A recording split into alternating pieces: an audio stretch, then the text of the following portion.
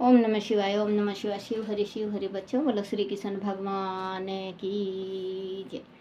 रुद्र संहिता की जय। शिव पुराण की जय। शिव पुराण में देवताओं सहित ब्रह्मा का विष्णु लोक में जाकर अपने दुख निवेदन करना, श्री विष्णु का उन्हें शिव से क्षमा मांगने की अनुमति दे उनको साथ ले कैलाश पर जाना तथा भगवान शिव से मिलना। बोलो शिव पार्वती की जय। नारद जी ने कहा, विधाता महायज्ञ प्रज्ञा, आप शिव तत्व का साक्षात्कार करने वाले हैं। आपने वह बड़ी अद्भुत यम रमाणिक शिव लीला सुनाई है। तात वीरभद्र जब दक्ष के यज्ञ को विनाश करके कैलाश पर्वत पर चले गए तब क्या हुआ, वह हमें बताइए। ब्रह्मा जी बोले, नारद जी, रुद्रदेव के सैनिकों ने जिनके अंग भंग कर दिए थे वह समस्त पराजित देवता और मुनि उस समय मेरे लोक में आए। वह मुझे शंभू को नमस्कार करके सबने बारंबार मेरा सत्मान किया। फिर अपने विशेष के कलेशों को पूर्ण रूप से सुनाया। उसे सुनकर मैं पुत्र शोक से पीड़ित हो गया और अत्यंत व्याग्रह हो व्यथित चिंता से बड़ी चिंता करने लगा। फिर मैंने भक्ति भाव से भगवान विष्णु का स्मरण किया। उससे मुझे समयोचित ज्ञान प्राप्त हुआ। तदनंतर देवताओं और मुनियों के साथ मैं विष्णु लोक में गया और वहाँ भगवान विष्णु को नमस्कार एवं नाना प्रकार के स्तोत्र द्वारा उनकी स्तुति करके उनसे अपना दुख निवेदन किया।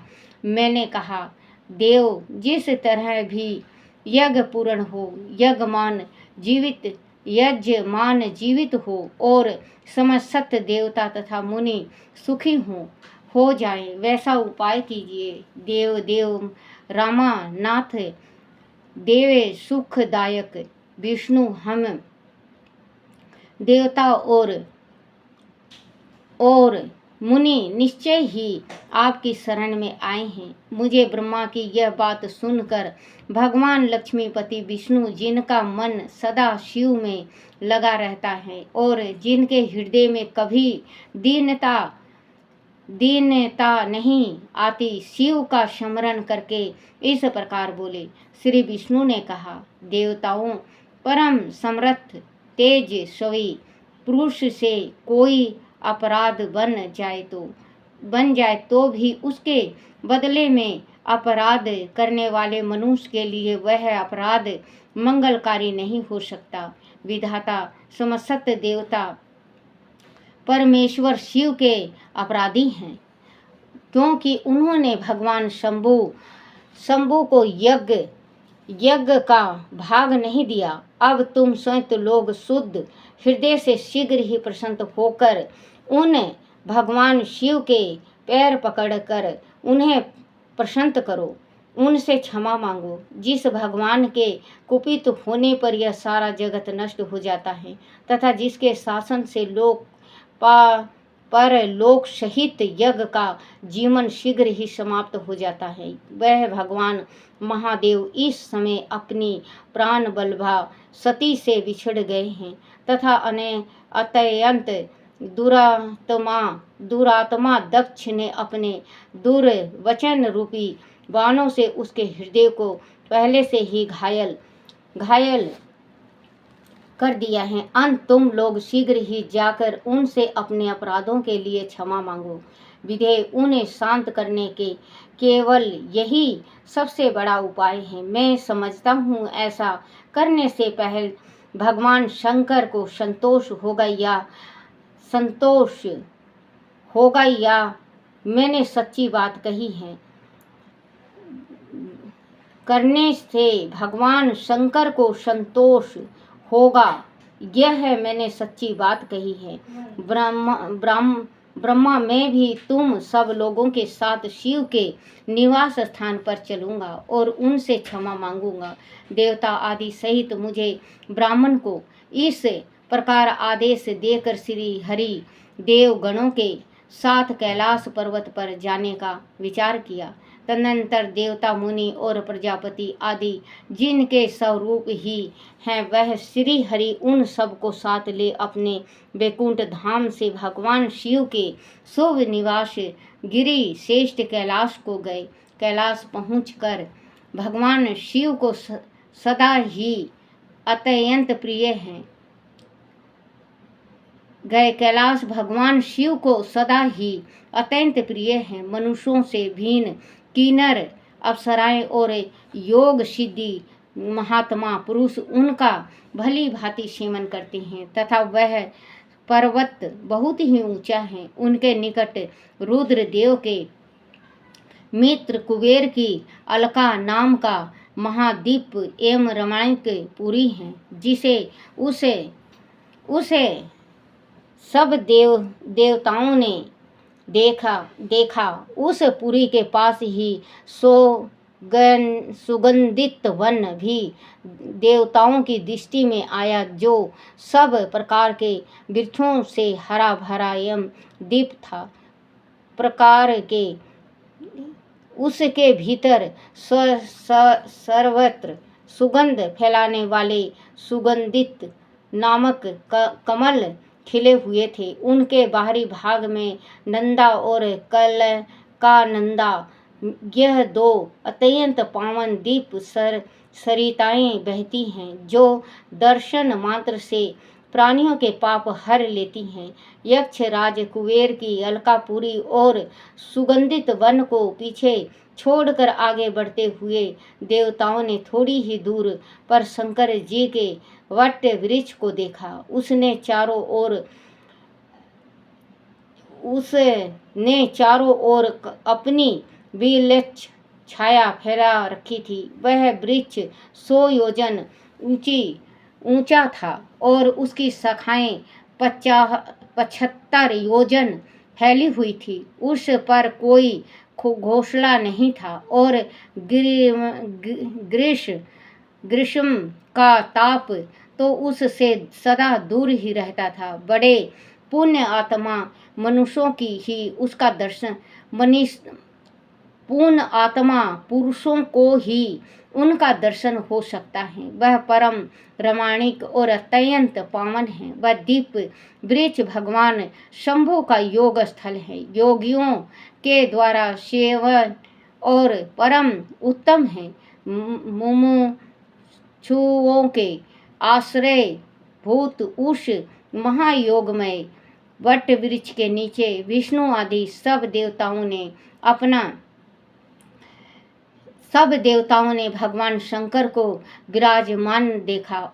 मेरे पुत्र महासिद्ध सनकादिक, जो सदा शिव भक्ति में तत्पर रहने वाला और शांत हैं, बड़ी प्रसन्नता के साथ उनकी सेवा में बैठे थे।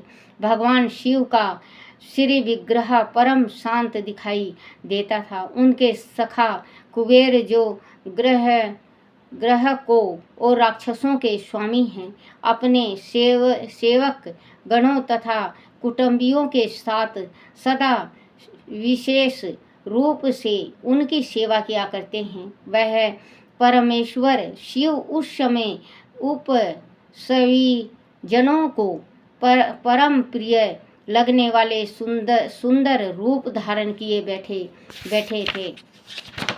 थे।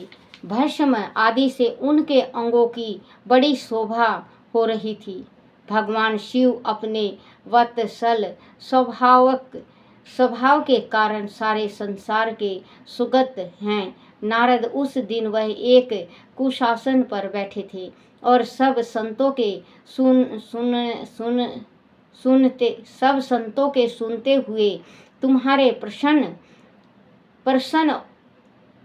करने पर तुम उत्तम ज्ञान का उपदेश दे रहे थे। वह बाएं चरण अपनी दाई जांघ पर और बायां हाथ अपने घुटनों पर रखे, कलाइयों में रुद्राक्ष की माला डाले सुंदर तरह के मुद्रा से विराजमान थे। इस रूप में भगवान शिव का दर्शन करके उस समय विष्णु आदि सब देवताओं ने दोनों हाथ जोड़ मस्तक झुकाकर तुरंत उनके चरणों में प्रणाम किया।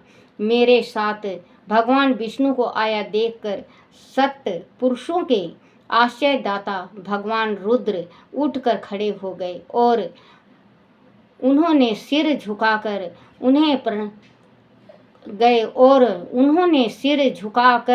उन्हें प्रणाम भी किया। फिर विष्णु आदि सब देवताओं ने जब भगवान शिव को प्रणाम कर लिया तब उन्होंने मुझे नमस्कार किया। ठीक उसी तरह जैसे लोगों को उत्तम गति प्रदान करने वाले भगवान विष्णु प्रजापति कश्यप को गणधीशों और महर्षियों से नमस्कृत तथा सुमित भी श्री विष्णु को यम मुझको नमस्कार करने वाले भगवान शिव से श्री हरि ने आधार पूर्वक माफ करना करने वाले भगवान शिव ने श्री हरि ने आदर पूर्वक वार्तालाप आरंभ किया। बोलो श्री कृष्ण भगवान की जय हो।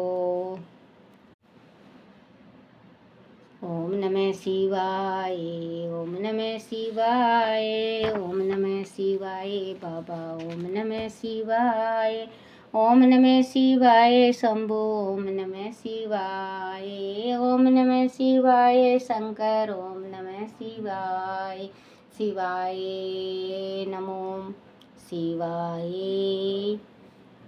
ओम शिवाय नमो शिवाय नमो शिवाय नमो। ओम